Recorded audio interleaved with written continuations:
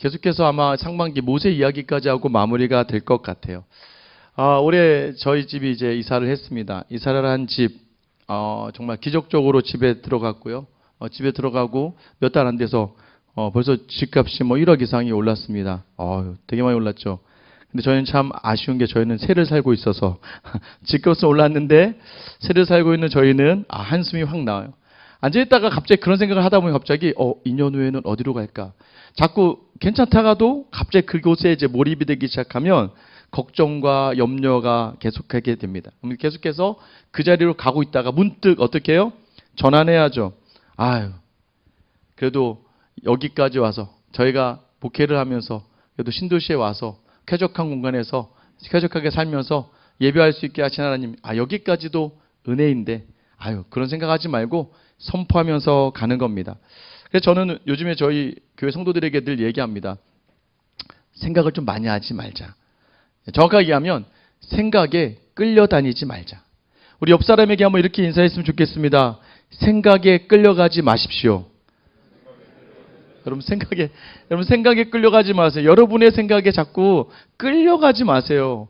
그거 세상의 생각이고 육신의 생각이다 보니까 자꾸 그 생각하면 생각할수록 여러분 사람이 이 몸이 죄된 몸이라 자꾸 부정적인 것, 무서운 것, 어려운 것만 생각하거든요. 그래서 여러분 안에 선포해야 됩니다. 인간적인 생각은 하지 않겠다. 우리는 보이는 것에 참 쉽게 흔들립니다. 눈앞에 성공이라든가 사람들의 평가라든가 내게 불리하게 돌아가는 상황이라든가 나보다 큰 권한을 가진 사람이 던지는 말 한마디로 인해서 우리는 마음이 좀 흔들릴 때가 참 많은 것 같아요. 특별히 이제 직장생활 하다 보니까 보이지 않는 하나님보다는 보이는 현실이 좀 크게 느껴질 때가 있죠. 그러니까 하나님이 계시다는 것을 믿지 않는 건 아닙니다. 그런데 막상 내 앞에 있는 문제를 보다 보면 하나님보다 더 선명하게 보여요. 그죠? 내 앞에 있는 문제가 보이지 않는 하나님보다 더 선명하게 보일 때가 있고요. 때로는 하나님보다 사람이 더 크게 보일 때가 있습니다. 하나님보다 그 결과가 더 무겁게 느껴질 때가 있어요. 오늘 히브리서 11장 27절에 모세가 왕의 노함을 무서워하지 아니하고 보이지 아니한 자를 보는 것 같이 하여 참았다라고 이야기해요. 여러분 믿음은 무엇일까요? 보이는 현실을 부정하는 게 아니에요. 여러분 믿음은요 보이는 현실보다 보이지 않는 하나님을 더 실제로 여기는 게 바로 믿음이에요. 여러분 왕의 노함이 없는 게 아니에요. 두려운 현실이 사라지는 게 아닙니다. 그러나 모세는 보이는 왕보다 보이지 않는 하나님을 더 크게 보았다. 오늘 본문을 통해서 우리에게 하나님이 원하시는 그 믿음의 자리가 무엇일까? 여러분 믿음으로 한다는 건 뭐냐면 세상에서 세상을 바라보는 세상의 생각으로부터 떠나서 하나님께로 나아가는 겁니다. 여러분 내 힘으로 서면 세상이 너무 커져요. 그런데 하나님 앞에서 내가 낮아지면 그 자리가 사명이 되고 하나님이 일하는 시작이 된다는 걸 놓치지 않게 되기를 축원합니다. 27절 말씀에 믿음으로 애굽을 떠나라고 돼 있어요. 여러분 믿음으로 애굽을 떠나 왕의 노함을 무서워하지 않았대요. 여러분 우리는 두려워하는 자리들이 있다니까요. 왜 그렇습니까? 내 힘으로 하기 때문입니다. 왜 두려우세요? 내 힘의 한계가 느껴질 때 우리 두려운 거예요. 그때부터 무서워집니다. 내가 할 수 있는 그 역량과 능력이 없고 내가 할 수 있는 상황이 안 되기 때문에 우리는 두려워하게 되거든요. 여러분 이 모세도요 처음에 이집트의 왕자로 있을 때는 두려운 게 없었던 것 같아요. 자기 힘으로 이 이집트의 건축과 수학을 배웠어요. 이게 나중에 성막을 만드는 데 큰 도움이 됩니다. 그리고요 무소불위였어요. 공주의 아들로서 이집트 병사들도 이집트 군인도 함부로 건드리지 못하는. 그러다가 어느 날 이스라엘 히브리 사람을 건드리는 이집트 병사를 보고 화가 나서 이제 때려서 죽입니다. 정체성이 자기도 히브리인이니까. 결국에 그 일이 다음 날이었죠. 다음 날 나가 보니까 어제 싸웠던 그 히브리인들끼리 또 싸우고 있는 거예요. 야, 니네 싸우지 말아라 라고 이 얘기를 한마디 했다가 출애굽기 2장 14절에 보면 그중에 히브리인이 이렇게 얘기합니다. 그가 이르되 누가 너를 우리를 다스리는 자와 재판관으로 삼았느냐? 네가 애굽 사람을 죽인 것처럼 나도 죽이려느냐? 라는 히브리인의 말 한마디 질문에 모세가 두려워하여 라고 돼요. 모세가 두려워해요. 왜요? 15절에 보면 바로가 이 일을 알고 모세를 죽이고자 하여. 그래서 모세가 바로의 낯을 피하여 미디안 땅으로 갔다라고 얘기해요. 성경은 모세가 두려워했다라고 얘기해요. 두려워했다. 여러분 두려워하다는 단어가 이 히브리어로 야레라는 단어입니다. 야레. 여러분 이게 사람에게 향하게 되잖아요. 그럼 사람을 향한 공포의 자리가 됩니다. 공포스러움. 내가 누군가를 보고 강렬한 공포를 느끼는 야레가 되지만 여러분 이 야레라는 단어가 하나님을 향하면 여호와 경외가 됩니다. 우리 삶의 자리가 여러분 세상을 보면 그냥 세상을 보면 공포심에 떨게 되는 거지만 여러분 그 시선을 돌려서 하나님과 세상의 시선으로부터 떠나서 하나님을 바라볼 때 여러분 여호와를 경외하는 자리가 되는 줄 믿으시기를 축원합니다. 신기하죠? 여러분 성경이라고 해서 뭐가 특별한 게 아니에요. 할례도 제가 말씀드렸잖아요. 할례도 원래 아프리카 족속이나 호주에서 있던 거예요. 그리고 모든 이 지금 이스라엘 백성들에게 허락하신 모든 율법의 내용들이요. 아예 없던 게 아닙니다. 그러니 뭐 함무라비 법전 있는데 보다 보면 비슷한 것들이 많이 나오죠. 그런데 여러분 뭐가 다른 거예요? 하나님을 담아서 바라보니까 달라지는 거예요. 밥을 그냥 먹어도 여러분 밥 그냥 드시잖아요. 여러분 예배 그냥 드리잖아요. 모두가 예배 드리지만 그 예배가 나의 예배가 되는 건 하나님을 담을 때 진정한 예배가 되는 거고 밥을 그냥 먹는 건 인간의 허기를 채우기 위해서지만 하나님 때문에 밥을 먹는 건 하나님께 영광 돌리는 삶을 살기 위해서 밥을 먹는 거예요. 거룩이라는 건 모든 일상의 자리에서 하나님을 담아내는 거예요. 여러분 저는 오늘 오후에 또 시작되는 여러분의 일과가 하나님을 담아내는 거룩한 자리가 되기를 예수님의 이름으로 축원합니다. 네, 다들 그렇게 살고 싶진 않으신가 봐요. 그냥 몰라요. 그냥 지금 화나 죽겠는데 피곤해 죽겠는데 여러분 하나님을 담아내는 여러분의 일상이 되기를 축원합니다. 여러분 그래서 세상을 보면 두렵기 시작한 겁니다. 사람을 보면 두렵기 시작한 거예요. 거기로부터 떠나야 돼요. 그래야 27절에 말한 것처럼 왕의 노함을 무서워하지 않았대요. 여기서 무서워하다는 단어를 기억하셔야 됩니다. 포베에라는 여긴 헬라어죠. 왜냐면 신약 성경이니까 포베에 무서워하다라는 뜻이에요. 무서워하지 않았다라고 이야기해요. 근데 너무 놀라운 건요. 이 70인 역이라고 이 히브리어를 가지고 헬라어로 먼저 전체 성경을 번역한 책에 보면 이 70인 역이 헬라어로 이 출애굽기 2장 14절 아까 모세가 두려워하여라는 단어를 똑같은 오늘 히브리서가 기록한 포베에라는 단어를 똑같이 사용합니다. 여러분 이게 바로 하나님의 좀 의도가 담겨져 있는 것 같아요. 분명히 모세는 바로가 두려워서 도망했는데 오늘 본문은 뭐라고 이야기하냐면 모세가 두려워하지 않았대요. 어떻게 똑같은 상황을 바라보는 게 다를까? 이게 바로 하나님의 방법입니다. 여러분 모세는 분명히 바로가 두려웠습니다. 그런데 여러분 모세가 바로가 두려워 떠난 미디안의 자리에서 하나님을 만나게 돼요. 하나님을 만나서 사명을 얻게 됩니다. 다시 가라. 80세 때, 40세 때 도망갔다가 80세 때까지 있다가 다시 돌아온 소명을 받고 사명을 받은 모세에게 이 바로는 더 이상 두려워하는 자리가 아니에요. 그래서 이스라엘 백성과 함께 출애굽하면서 다시 바로를 떠날 때에는 두려워하지 않았다라는 거예요. 여러분 우리가 두려워하는 모든 것들 안에 하나님의 생각이 담겨지면 여러분 그 두려움이 사라지게 되는 줄 믿으시기를 축원합니다. 여러분 수요 미도시 오다 보면 여러분 여기 정말 똑똑하신 분들 되게 많으신 것 같더라고요. 굉장히 뭐 대단하신 분도 있고 사회적 경험 또 이전에 지금의 자리도. 그런데 참 놀라운 건 뭐예요? 똑똑하신 분들이 왜 이 점심시간에 여기 있을까요? 미련하게. 그죠? 이 시간에 얼마나 빨리 밥 먹고 오늘은 김밥 대신 빵을 준비했어요. 지난번에 누가 김밥 먹고 좀 속이 안 좋다고 하셔서 아마 이제 그런 날씨가 된 것 같아요. 그래서 빵을 준비했습니다. 저 빵 하나 얻어 드시려고 여기 와서 예배드리고 혹시 저 빵으로 허기를 채우시는 분 있으면 저한테 따로 연락 주시면 제가 맛있는 거 사드릴게요. 우리가 미련하게 왜 이 자리에 여기 있어야 됩니까? 여러분 우리가 왜 여기 있어요? 여러분 충분히 점심 맛있는 거 사드릴 수도 있잖아요. 하나님 때문이에요. 여러분 우리가 가지고 있는 모든 것들 왜 이 자리에 있냐면 하나님이요. 우리가 잘 나가던 그때 확 꺾여버린 세상이 두렵고 사람이 두려워서 확 꺾여버린 자리가 있었단 말이에요. 근데 그때 하나님이 만나주시는 거예요. 제가 늘 이 본문을 이야기할 때는 항상 얘기하는 게 있어요. 내가 something, 내가 무언가인 줄 알고 있을 때는 여러분 되는 게 없어요. 왜요? 내 힘이 한계에 부딪힐 때마다 넘어지고 확 걱정이 많이 돼요. 그런데 여러분 하나님께서요 우리를 위해서 딱 꺾어버리십니다. 그래서 우리로 하여금 nothing, 아무것도 아니라고 느끼게 하시는 그 순간에 여러분 그때 마음이 비워지니까 하나님이 다가오세요. 그리고 하나님이 담겨지니까 그 다음부터 우리가 everything, 모든 것이 되는 거예요. 하나님이 내게 주신 것들 비우면, 내 자리를 비우면 하나님이 오시고 하나님이 모든 것을 하시는 분이라고 우리가 인정하면 하나님 모든 것을 하시는 분이라 믿으시기를 축원합니다. 여러분, 그래서요, 그 두려움의 자리가 이제 어떻게 될까요? 이제는 바로가 이제 모세를 두려워하는 자리로 돼요. 여러분 잘 아시죠? 출애굽기 이야기. 시간 관계상 제가 이제 좀 넘어갈 텐데요. 출애굽기 12장 12절에 하나님이요, 모세를 통해서 이렇게 이야기합니다.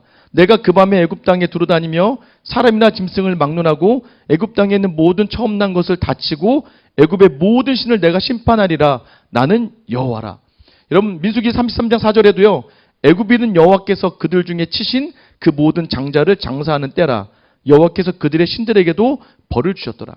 여러분, 모세가 다시 들어가서 이 이집트에 10가지 재앙을 내리고 나옵니다. 10가지 재앙을 내리고 나온 이유가 뭔지 아세요?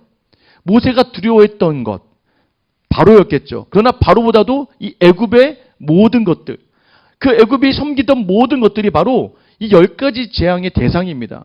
제가 뭐 그림을 준비했지만 집에 가서 여기 보시면 됩니다. 10가지 재앙의 모든 것 하나하나가 다 이 이집트의 신과 관련되어 있다는 거예요. 여러분, 그래서 10가지 재앙 하나하나마다 하나님께서 이스라엘 사람들이 무서워할 수 있는, 그러니까 이스라엘 백성들이 생각하기에 무섭다라고 느낄 수 있는 애굽의 신들을 다 치신 거예요. 그들이 믿는 모든 것들을. 그러고 나서 이스라엘 백성으로, 아, 하나님이 가장 뛰어나신 분이구나. 여러분, 그래서 그 결과 바로도 애굽 사람도 모세와 이스라엘을 두려워하기 시작합니다. 여러분, 이게 어떻게 시작되는 거예요? 우리의 시선이 바뀔 때 우린 더 이상 세상이 두렵지 않게 되는 겁니다. 세상이 우리를 두려워하는 자리에 서게 된다는 걸 여러분 놓치지 않게 되기를 축원합니다. 하나님께서는요, 모세 안에 오래된 공포를요, 사명의 담대함으로 바꾸어 가십니다. 우리가 세상을 이기는 것이 아니라 하나님께서요, 세상의 허무함을 우리에게 폭로하시는 거예요. 그래서 세상이 오히려 우리를 두려워하게 되는 겁니다. 그래서 우리를 어떻게 해요? 우리 출애굽기 11장 3절 말씀 한번 같이 읽어볼게요. 시작. 여호와께서 그 백성으로 애굽 사람의 연회를 받게 하셨고 또 그 사람 모세는 애굽 땅에 있는 바로의 신하와 백성의 눈에 아주 위대하게 보였더라. 여러분이 시선을 바꾸면 하나님께서 세상으로 여러분을 두르게 하시고 위대하게 보이게 하실 줄 믿으시기를 축원합니다. 여러분의 자리를 놓치지 말라는 거. 믿음이 있다면서 왜 자꾸 내 손에 쥐어지는 것들에만 시선이 가다가 왜 무너지냐 이거예요. 보이지 않는 하나님. 여러분, 보이지 않는 하나님을 붙들 때, 그것을 바라볼 때 하나님은 세상 가운데 우리를 뛰어나게 하시고 이기게 하신다는 거예요. 또 그런 사람을 통해서 오늘 모세와 같이 이스라엘 백성을 맡겨주신다는 거예요. 20절에 보면 믿음으로 애굽을 떠나 왕의 노함을 무서워하지 아니하고 곧 보이지 아니한 자를 보는 것 같이 하여 어떻게 했다고 얘기합니까? 참았으며라고 얘기해요. 여러분, 여기서 참다라는 단어가요, 강하다와 굳건히 견디다라는 단어가 합성되어 있습니다. 이 얘기는 뭘까요? 인내를 이야기하는데 버티고 견디는데 어떻게 해요? 그냥 세상의 능력이 아니라 하나님 때문에 그 모든 자리를 바라보며 굳게 서 있는 자리. 모세가 얼마나 오래 참았습니까? 그렇죠? 여러분 아시죠? 막 홍해까지 막 이스라엘 백성을 데리고 갔어요. 근데 앞에 홍해 바다가 있는데 뒤에는 막 애굽 군사들이 막 달려오는 거예요. 여러분, 이 백성들이 얼마나 간사한지 금방 10가지 재앙을 보고 왔잖아요. 10가지 기적을 본 지 얼마 안 돼요. 막 6월절에 장자를 죽이는 것까지 보고 나왔는데도 불구하고 출애굽기 14장 10절에 보면 이스라엘 자손이 심히 두려워하고, 11절에 보면 우리를 내어 이 광야에서 죽게 만드느냐, 12절에 보면 우리가 애굽 사람을 섬길 것이라고 하지 않았느냐. 여러분, 뭐예요? 다시 고난의 그 자리가 좋았다고 이야기하면서 자기 자신들에 대한 확신이 없어요. 여러분, 모세를 향하여 반항하고 돌을 칠 기세입니다. 나중에 출애굽기 11장에 가면 이 홍해를 건너는 것을 기적을 경험했는데도 물이 안 나오니까 돌을 들어서 모세를 치려고 해요. 여러분, 금방 전까지 10가지 기적을 경험했단 말이에요. 여러분, 우리가 그렇지 않습니까? 얼마 전 기적을 경험하신 분 있을 텐데, 하나님 주신 은혜를 경험한 여러분 인생이 있을 텐데 하나님이 없는 것처럼 살아가요. 기적의 자리가 이제 아무것도 아니에요. 오히려 불평과 원망이 돼요. 어떻게 할 수 있습니까? 여러분, 지금 이 직장의 자리 처음 합격하고 여기 들어올 때 하나님이 하셨어 그러지 않으셨어요? 근데 지금 어때요? 이놈의 직장, 나 같은 사람이 여기 있을 때가 아니지. 아, 저 사람도 저렇게 하는데. 여러분, 기적의 자리가 어느덧 불평과 원망의 자리가 되는 것. 왜 그렇습니까? 지금 옆에 있는 사람에게 시선이 가니까. 옆에 있는 환경에만 눈이 가니까 눈에 보이는 것들에 집중하니까 자꾸 우리 안에 무너지는 거예요. 여러분뿐만 아닙니다. 목회자들도 무너지더라고요. 여러분 놓치지 않게 되길 원합니다. 그러면 그때 어떻게 해야 된다고요? 27절에 뭐라고 얘기해요? 보이지 아니하는 자를 보는 것 같이 하여 참으라라고 이야기하는 거예요. 여러분이 같이 한번 따라해 보겠습니다. 믿음은 보이지 않는 그분을 보는 것이다. 여러분, 믿음은요, 보이지 않는 그분을 보는 거예요. 여러분 너무 많은 생각하지 마세요. 믿음은요, 보이지 않으나 이전에 내게 은혜를 주셨던 그분을 보려고 노력하고 또 보기를 원하는 마음으로 기도하는 사람에게 그 믿음이 더해지는 거예요. 저는 이제 요즘에 좀 사역에 겁이 없습니다. 여러분 이 겁이 없는 자리까지 오기까지 얼마나 숱한, 정말 여러분 제가 웃으면서 그랬잖아요. 막 본당에서 막 떼구르르 구르면서 하나님한테 막 따지고 묻고 울고 막 모든 시간을 경험해서 오다 보니까 이제는 좀 겁이 없습니다.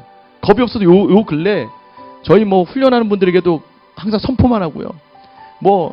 누가 와서 막 저한테 뭐라 해도 예전 같으면 막 거기 같이 막 반응하고 막 그랬거든요. 근데 요즘에는 그럴 수도 있지 그럴 수도 있지. 제가 왜요? 사람 보면은 안 되지만 하나님 보기 때문에 이럴 수도 있지.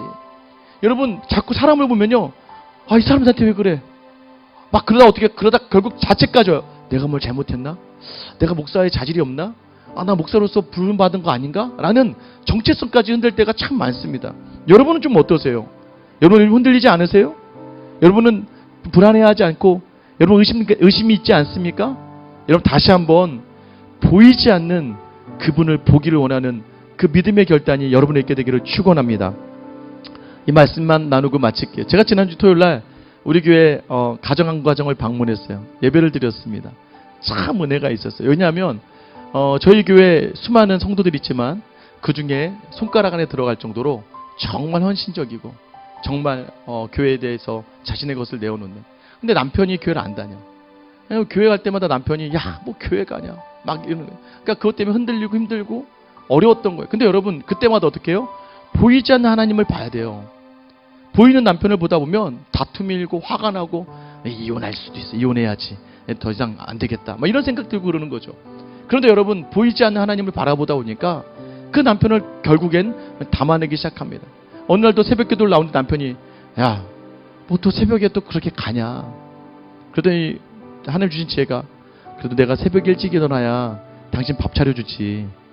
내가 일찍 일어나지 않으면 당신 밥도 못 먹고 회사 가야 되잖아. 그랬더니 남편이 그래. 그래서 보내줬대요. 그러니까 예전 같았으면 하면서 싸울 수 있겠지만 이제는 뭐예요? 넉넉함이 생기는 거예요. 왜? 보이는 하나님을 섬기니까. 그리고 또 이 아들이 굉장히 귀한 아들입니다. 시어머니 때문에 참 많이 힘들었어요. 남편이 살이 빠지면 우리 귀한 아들 먹이지 않았고, 아시죠 여러분? 시어머니께서 이 아들이 제일 중요했거든요. 뭘 해도 아들이었대. 그러니까 항상 이 시어머니 때문에 스트레스를 너무 많이 받았어요. 근데 여러분 지난주가 토요일날 신방을 왜 드렸는 줄 아세요? 신방을 시어머니가 저 일산에서 2시간 대중교통을 타고 이 집에 와서 저희와 함께 예배를 드린 거예요. 앉아서 저희 전사님들하고 같이 앉아서 찬양을 하는데요, 시어머니 눈에 눈물이 계속 떨어지는 거예요.